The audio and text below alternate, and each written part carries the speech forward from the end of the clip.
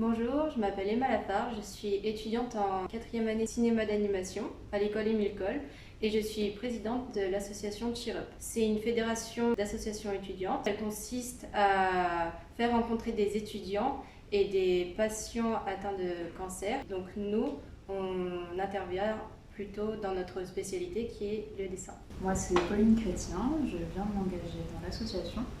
Je suis en 3e année à l'école Émile Coll. J'ai décidé en septembre de m'engager dans le Cheer Up en tant que vice-présidente. Je m'occupe principalement de mettre en relation les différentes antennes de l'association qui sont dans toute la France.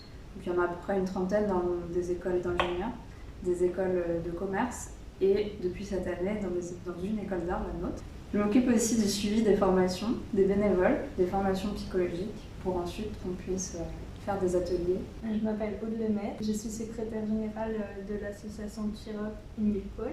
Le fait de pouvoir partager ce que j'aimais faire, c'était un de mes moteurs premiers. On emmène tout notre matériel, on va faire des bricolages en fonction de la saison, mais on organise aussi des événements à l'école.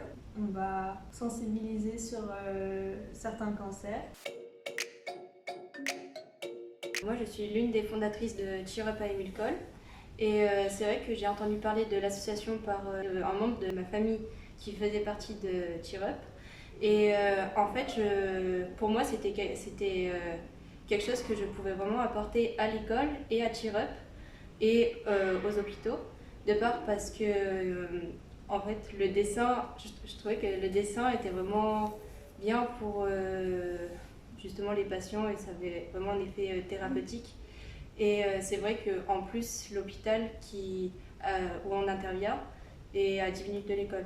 Moi, je me suis engagée à Cheer Up cette année parce que j'ai jamais fait partie d'une association, c'est la première fois. J'ai trouvé ça super intéressant d'associer les études et la vie associative, c'est quelque chose qui se fait beaucoup dans d'autres écoles.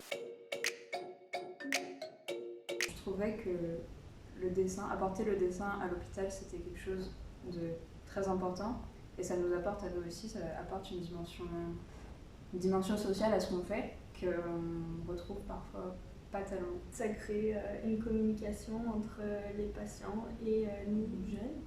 Je pense qu'on aime partager notre passion et ça se ressent et on communique beaucoup à travers les dessins.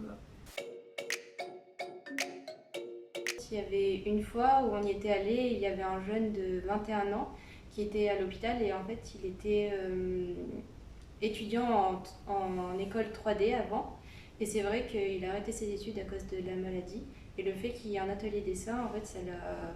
Vraiment, il était hyper content de nous parler. D'ailleurs, il connaissait des élèves de Émile Coll et du coup ça l'a vraiment aidé à fonder ça. Ouais, c'est trop bien. C'était une bonne expérience en tout cas. Chaque année, en fait, l'association, on peut proposer un projet pour un patient. Il y avait un petit garçon qui voulait rencontrer Griezmann, c'était son rêve.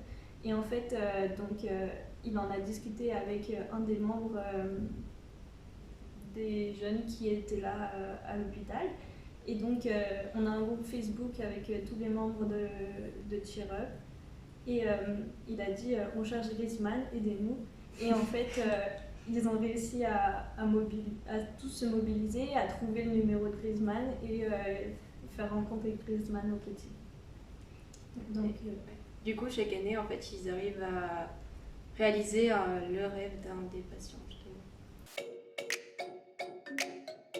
Pour l'instant, à cause du confinement, les ateliers sont stoppés. On ne peut pas rentrer dans les chambres, on ne peut pas aller à l'hôpital.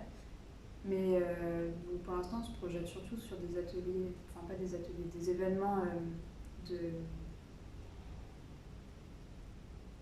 de prévention. Donc par exemple le Movember pour le cancer des testicules ou l'Octobre Rose, des choses comme ça.